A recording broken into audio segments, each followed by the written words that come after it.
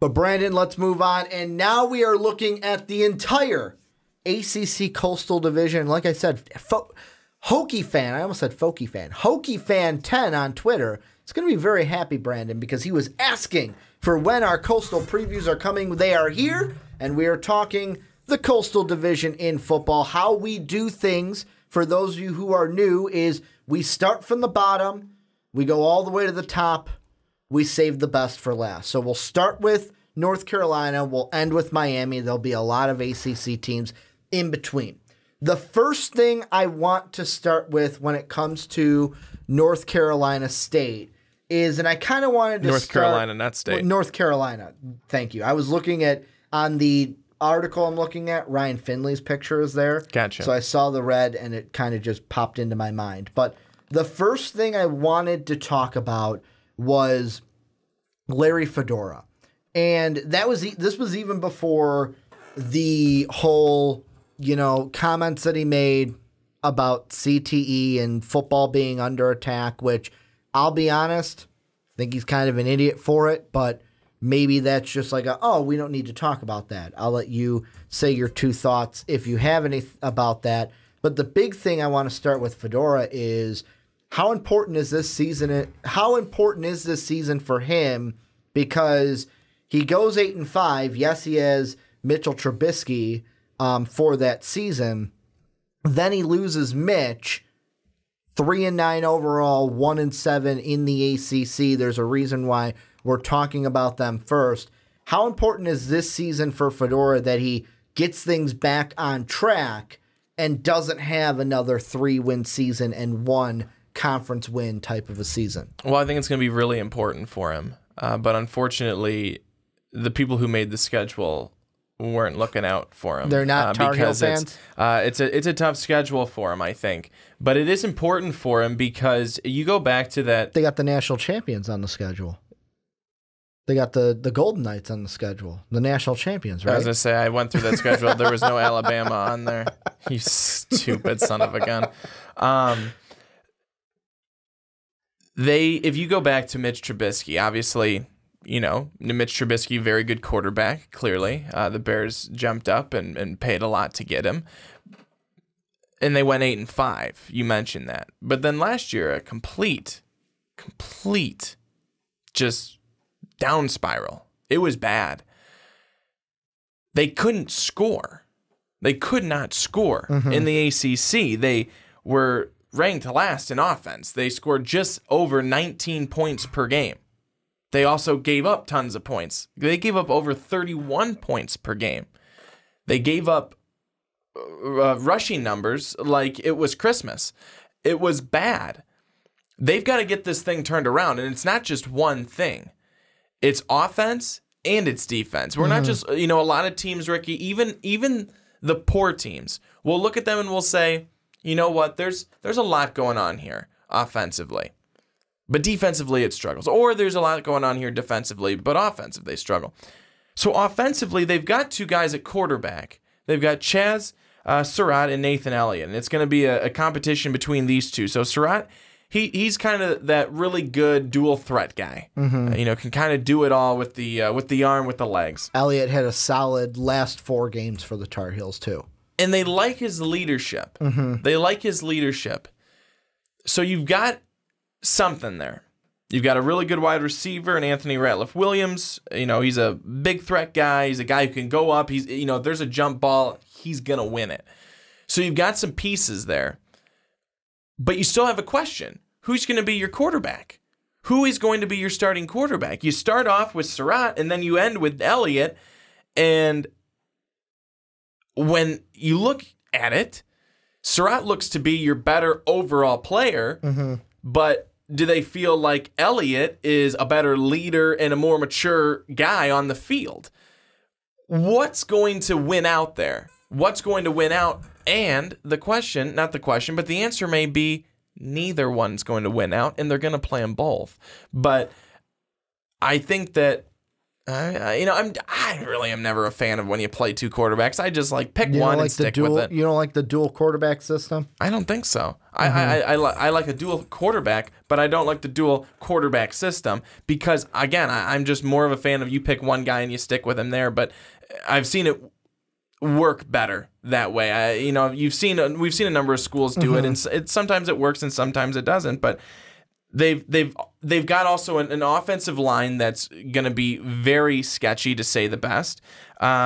You've got a good running back tandem and duo, but again, defensively, you look a little porous. And there's going to be question marks in the linebacker position. There's going to be question marks in the secondary. This is a team that does return 8 of their top 9 defensive linemen. That's a good thing. But they've just got so many question marks here, Ricky. And when it comes down to it, Fedora needs a lot of things to go right for him this season for things to be looking good. And I'm not saying if it's a bad season this year that he loses his job, but he will be firmly planted on the hot seat. And that very well could happen. Well, the thing I'll go back to is, let's go back to the quarterbacks really quick, because for me, I don't think, now they could do this, I wouldn't do the double quarterback system. I am like you, I'm not a fan of it. Pick a guy, stick with a guy. If he get injured, then you go with the other one. Or if he's not performing well, go with the other one. And for me, with everything that you were saying, and by looking at how they performed last year, the guy I would pick is Elliott. And there's 2 reasons why. The first one's a no-brainer. You like his leadership, go with that guy. Because like I just said on the onside kick, when we were talking about Jameis Winston, usually leadership is a quality that usually guys with great leadership, they got a good above the shoulders. And for me, especially with the quarterback, it's more about what's above the shoulders than what's below the shoulders. And that's what I think we're kind of describing here. Not on the sense that I'm not saying that, Chaz is dumb and can't play football. I'm just saying you got a guy who's more of a leader. You got a different guy who's more of the dual threat, has the size, has the speed. To me, I'm going with that leader. I'm going with what's above the shoulders compared to what's below the shoulders. And the numbers kind of back me up there, where you look at Chaz in the first games. And the thing I will say about the schedule is, although I don't like it overall, I think it's not as hard non-conference-wise as it was last year. Yeah, Cal's still on the schedule. You know what? It's harder. You're right. It's harder. You take Louisville off, but you add UCF. East Carolina should be like your Old Dominion last year. You're right. It's almost the same, if not a little harder than it was last year. And my problem early on in the season is, if I go through Chaz's numbers, 1 touchdown, 2 touchdowns, 1 touchdown, 1 touchdown, 0 touchdowns, 1 touchdown. And usually the teams that have quarterbacks that are only scoring 1 touchdown a game, they're not winning those games. And out of the games that I listed, they won 1, and that was Old Dominion. And they scored 53 points. Yeah, he had 2 on the ground. I should offer that. He had 1 on the ground against Cal, 2 on the ground against Old Dominion, 1 on the ground against Duke. So it's not like he's scoring on the ground every single game for the Tar Heels. Then I look at Elliott when he came in. So his first game against Miami, I almost want to give him a pass for that one. You get thrown in, your first start, you're playing the Miami Hurricanes. There's a reason why you only went 1 touchdown to 3 INTs and only completed 41% of your passes. That is a rough team to be thrown in you're basically being thrown to the wolves in that one. But ever since that, the Pittsburgh game, which they won, didn't turn over the football, had 2 touchdowns. The West Carolina game, he went 4 touchdowns in that one, didn't turn over the football. And then NC State, which was closer than many people thought it might have been, he went 2 of 2 on the day, which to me isn't great, but I'd rather be 2 of 2 than 1 and 1 or 1 of 0. At least you're giving me multiple touchdowns in that game. And yeah, the percentage for completion wasn't the best at 46. I like what I got out of Elliott more than what I got out of Chaz earlier in the year. And that's, to me, why I would go with Elliott to start this year over Chaz.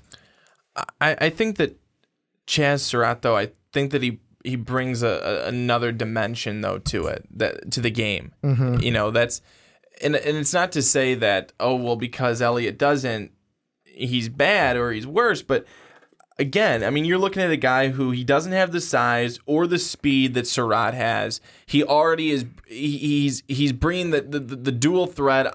I think that they could win more games with Surratt in there at the head than what they might be able to do with Elliott.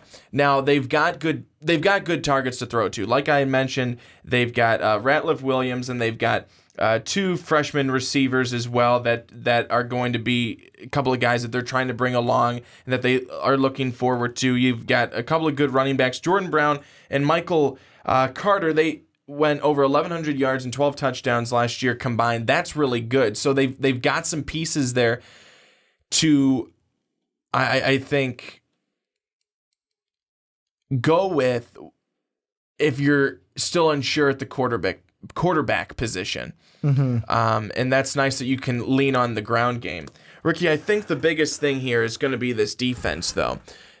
While I think that you can better yourself offensively here, I mean, 19 points, you should definitely be scoring more than 19 points a game. Especially, when you look at, what some of these guys can do. I mean, they've got some talent there.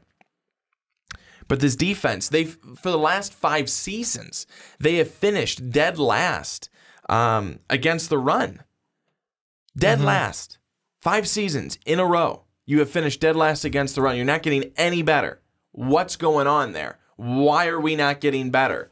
Nothing's changing. And if it doesn't continue to change, they will continue to be poor.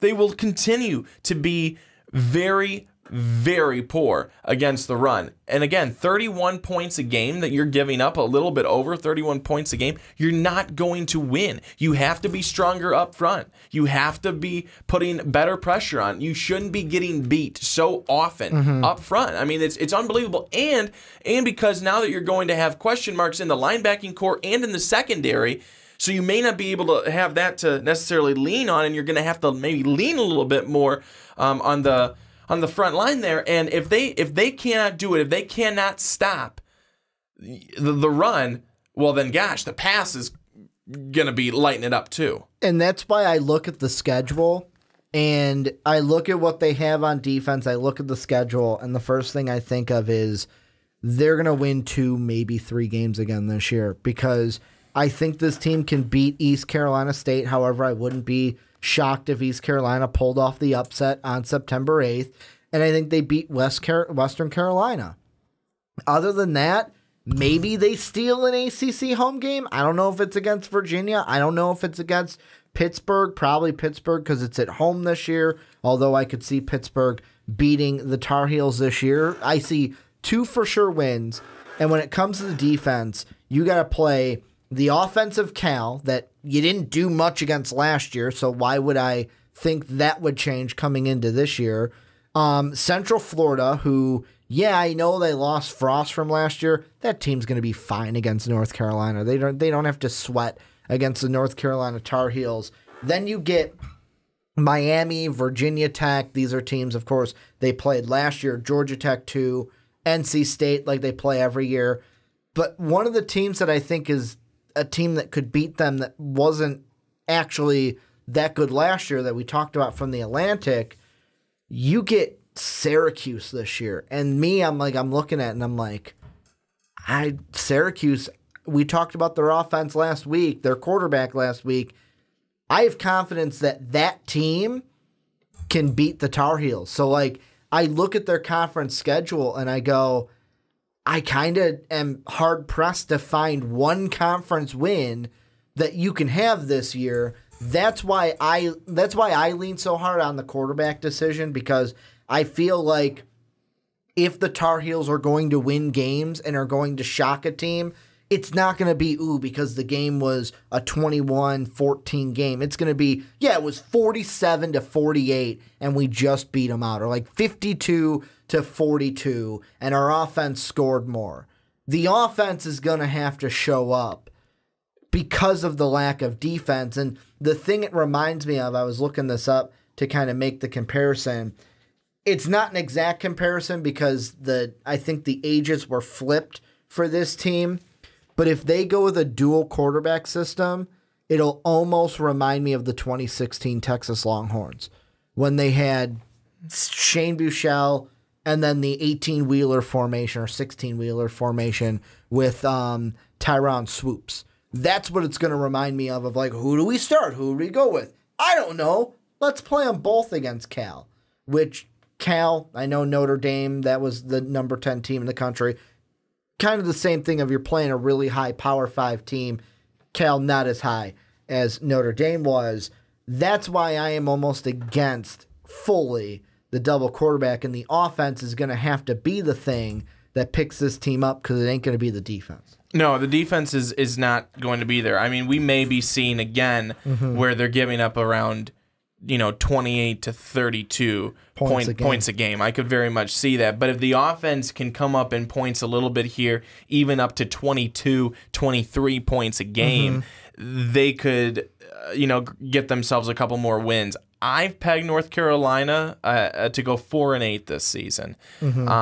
If they were able to sniff a bowl this year, that would be a tremendous year for them. But I think 4-8 is a realistic record and prediction for them from looking at this schedule. It's tough. It's not easy.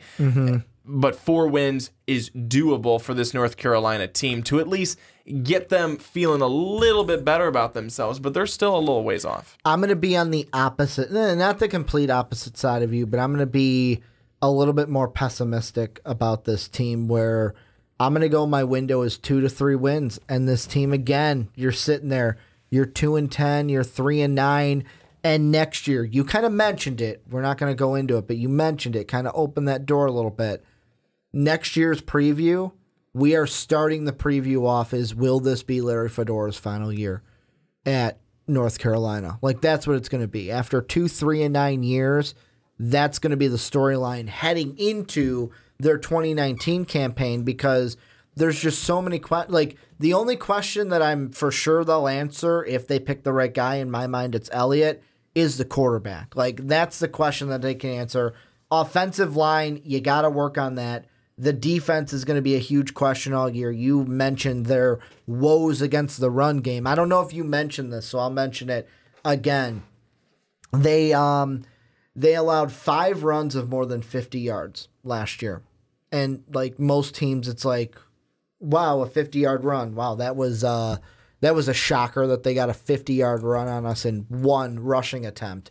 But yeah, they're gonna have to avoid. For North Carolina, they had people set up. It's like when you're running a race, they had people set up with water. Oh, here you go, here you go, here you go. Or if you're, and then they're clapping for him. You can do it. Or if you're Kramer, you got the coffee out there. And you just give him the coffee as he goes by. But this is where you guys come in. Tar Heel fans, let us know what you guys think down below in that comment section. We too low on your team. Will this be a better year for the Tar Heels? Let us know what you think down below in that comment section.